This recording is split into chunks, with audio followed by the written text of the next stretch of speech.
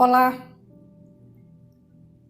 Há muitos e muitos anos atrás, na cidade de Correntina, Bahia, no povoado Silvânia, morávamos meu pai, minha mãe, meus 4 irmãos e eu. O meu pai bebia muito e batia muito em minha mãe. Ele quebrava as paredes com machado e expulsava as visitas de nossa casa. Com o passar do tempo, a minha mãe não aguentou e nos abandonou, indo embora. O meu pai estava bebendo 3 vezes ou mais do que ele bebia antes dela sair, e as coisas foram só piorando. Ele xingava muito, e nisso começaram a aparecer coisas estranhas na nossa casa. Na época, eu era muito nova, mas também muito esperta e comecei a observar tudo.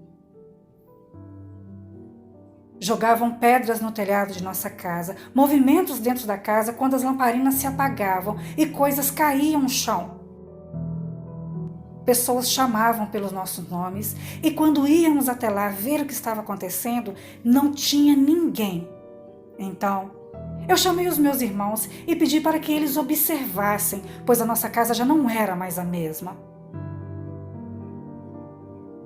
Em uma noite, estávamos esperando o jantar que o meu pai estava fazendo no fogão a lenha e o meu irmão gritou.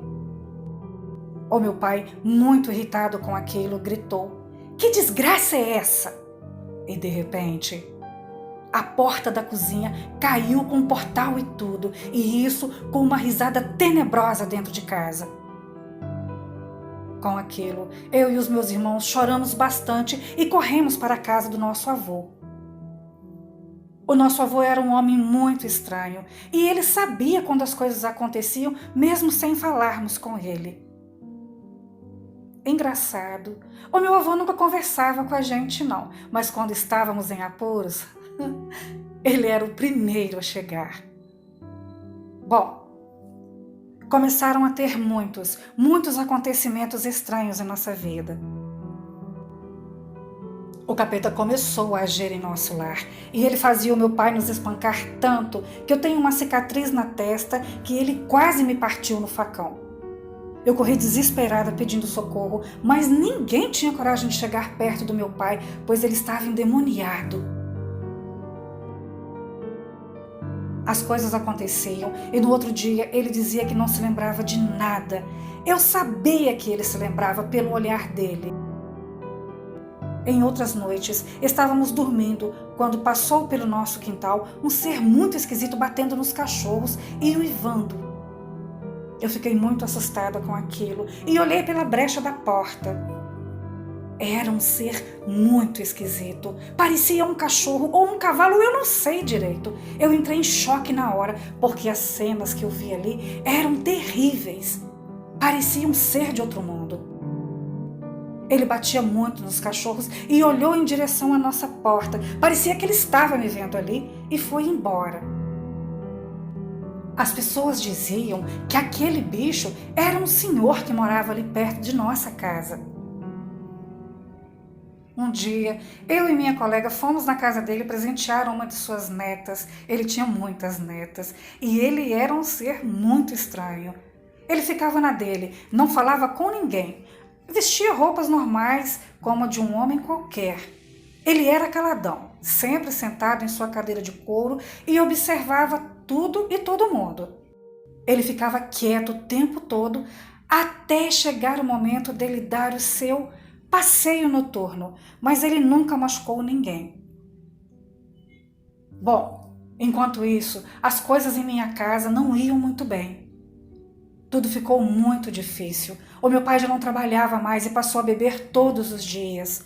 Nós ficávamos jogados, passávamos fome e quando ele chegava em casa bêbado, botava todos nós para correr e ficávamos escondidos no quintal até ele se acalmar. E quando tentávamos nos aproximar da casa, ele estava falando com alguém.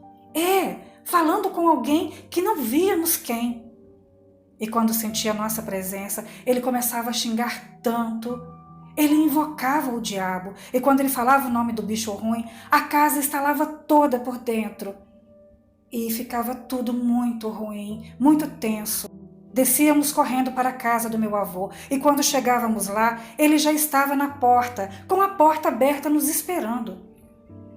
Eram muito sinistras as coisas que aconteciam na nossa casa e de manhã chegávamos lá e estava tudo normal.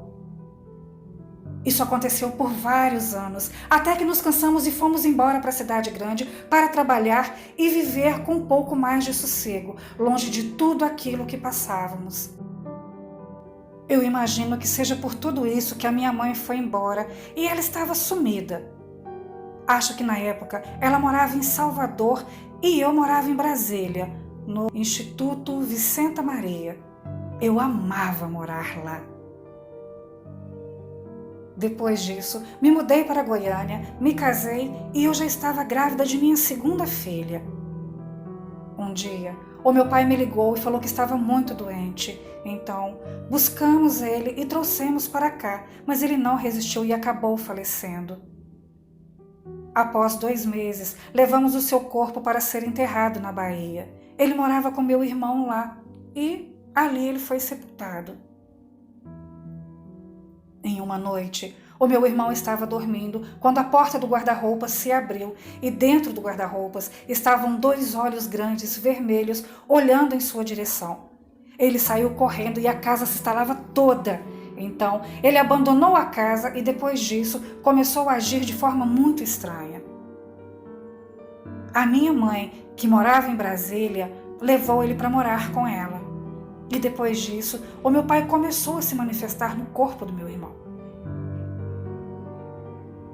Eu morava em Goiânia e em alguns fins de semana eu vou para lá. E teve uma noite que estávamos todos dormindo quando ele incorporou em meu irmão. Ele vinha perturbar a minha mãe porque ele morreu apaixonado por ela e não aceitou a sua partida.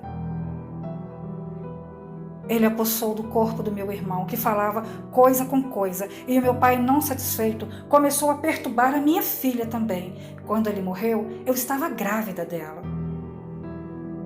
Ela ouvia todas as noites e me falava, mas eu não queria acreditar. Ela começava a chorar e gritava à noite e pedia para ele ir embora. Eu tomei as minhas providências para expulsá-lo da minha vida e da vida da minha filha de vez, e com isso ela melhorou bastante, mas de vez em quando ele ainda aparece. O meu nome é Clarice e essa é uma de minhas muitas histórias. Boa noite.